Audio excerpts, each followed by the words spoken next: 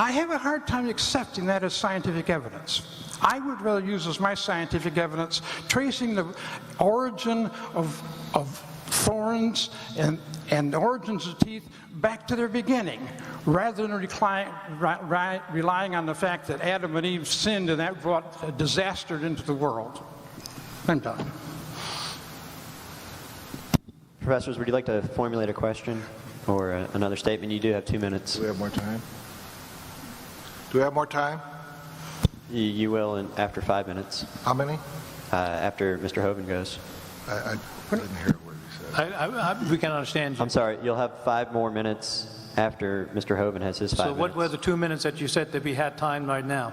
On the board, 1 minute and 47 seconds. And we just talked about it.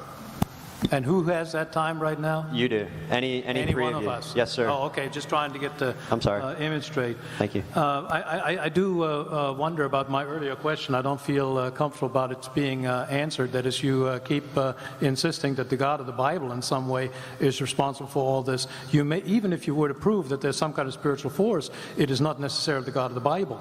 So you're taking a giant leap there. So I think there's a lot of that has to do with lots of faith that has to be developed in there. And I see that from our group here.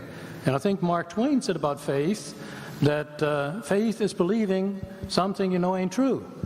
I don't think you can rely on faith. I think you need to, if you want to be honest, intellectually honest, you've got to come up with something a little bit more solid than just to buy in to the fact that 80% of U.S. Americans are God believers and only 14%